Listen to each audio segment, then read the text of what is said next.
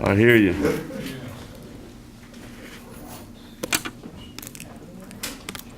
Everybody ready to go here? 8%.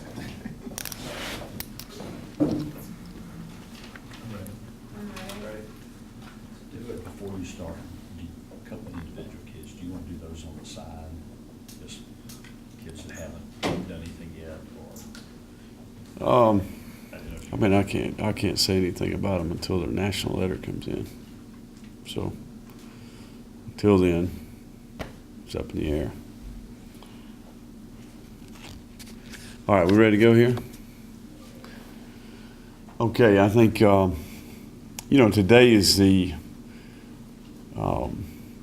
finale to a lot of hard work. I think anytime you assign a group of people, group of young men that we were able to sign today, it's a product of a lot of people, a lot of coordinated efforts on our staff's part.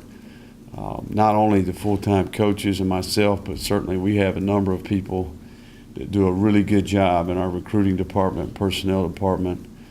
And we would not be able to accomplish this without tremendous support from our administration and certainly all the people in our community that help us on these recruiting weekends and throughout.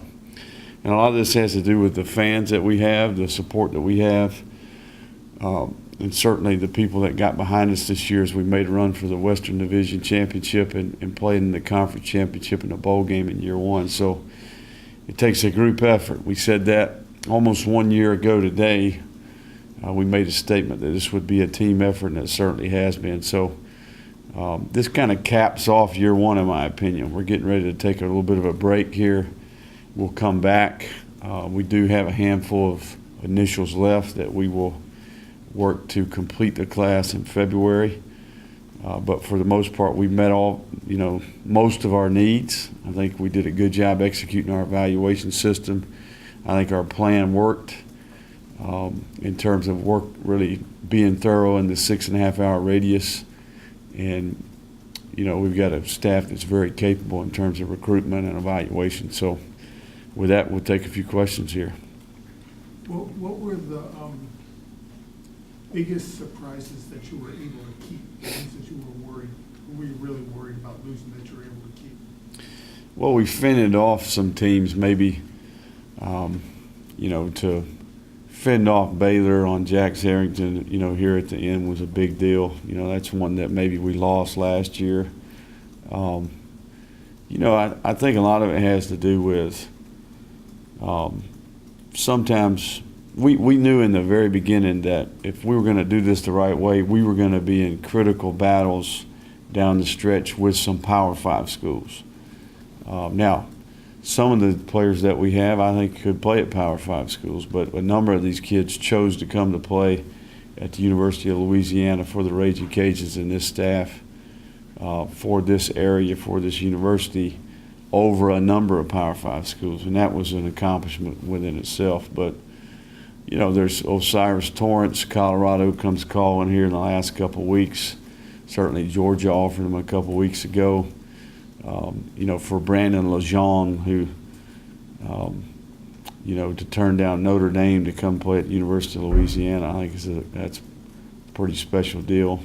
I think those are just a handful of the guys that had opportunities to go follow through and commit to other Power 5 institutions, and we were able to develop relationships and compete. A lot of that has to do with the things that we've done from an administrative standpoint to make us more competitive, whether it's our living arrangements for our players, whether it's cost of attendance, whether it's facilities, whether it's a nutrition program, whether it's an academic center that just was open this year. I mean, a lot of things got to line up for us to have a chance to do that. I do believe in the product that we have to present to not only the young man but his family. And I believe in the caliber of coach that we have here to develop them as players. So those are just a few examples of guys that maybe we expected that to happen, I think, and it was exciting for me to see it follow through. Speaking of some of the students today that did commit with you guys, they all said the same thing. It was the staff that got me to want to go there? Coach Napier seems like he would be a cool coach to work under. So what is different from you and your staff that separates you guys from the other programs that's offering? You know, I think a lot of it has to do, it's a group effort. You know, we've got a number of people that work on how we present our product. You know, Katie Turner's our director of on-campus recruiting. It's been with us for a year. William Pigler joined us in the summer. He's our director of player personnel. Josh Thompson came over from Texas A&M. He's our recruiting and logistics person. You know, we've got a number of people. Andrew Burkett, Nick McDonald, Tyler Morvant, Des Ralston. These are all guys that are quality control people in that personnel department. Those guys concerted effort to go along with our coaches and their connections, their ability to develop relationships, and oftentimes that's what it comes down to. But I think we did a good job of executing our plan. You know, we got basically 5 stages that we worked through there, and we stuck with the plan, and I think in the end we got a good group of players and a group that has character and a group that is pretty local, you know, which I think will benefit us in the long run. So it's a good day for the Cajuns. There's no question about it. If you could break down the numbers, do you stand at 19 right now plus your 5 blue shirts from last season?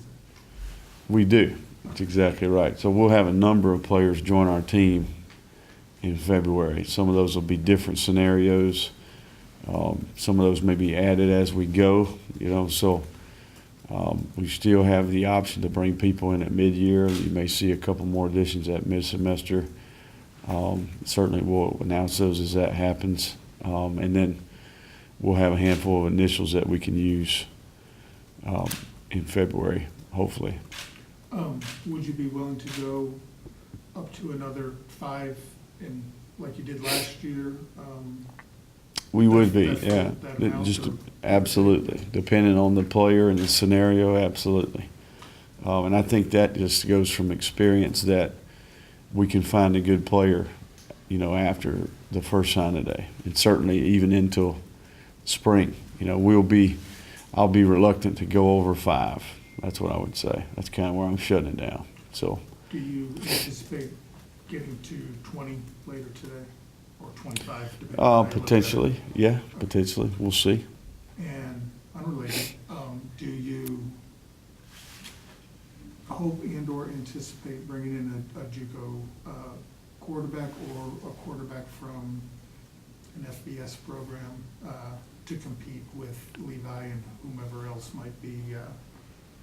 Well, I think it's a position on our team where we could use another player. In particular, I think a lot of it has to do with developing our team throughout this spring semester and this off season. So we haven't closed that door, you know, and I think that that's a scenario that will play itself out as we go forward. Is that something that could or you hope could happen by Friday as opposed to waiting?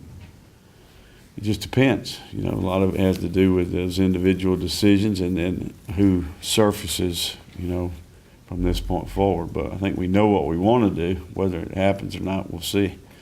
But we are excited about the 2 new additions, the high school players that we added. Certainly had both of those guys in camp, you know, found those guys relatively early. They committed this summer. They stuck with us. And both had really good senior years, so we're excited about those 2 guys. Clifton obviously will be here January 13th, and then Chandler will join us in late May when the rest of the guys show up. How many, is it 7 that you anticipate bringing in as of right now in January? As many as 6 to 7, and then obviously there'll be a number of developments between now and January 13th, and that could even go into school a couple of weeks. You know, it just depends on. There's gonna be a lot of stuff happen now between now and we. It's good for us as we got options. You know, we still got a few in our hand that we can hand out. So that was part of the plan. I anticipated maybe this happening. You know, I felt like we'd have a handful, which is good. But I'm extremely pleased with the 19 we signed today for sure. Out of this group, I'm not mistaken, with it being only one JUCO, could that mean you bring in 6 high school kids?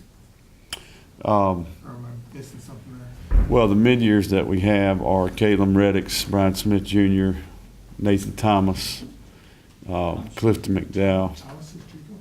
No, he's high school. Oh, I'm sorry, I'm sorry, I'm Yeah. sorry, I'm sorry. I'm sorry. It's 4 high school mid-years, right?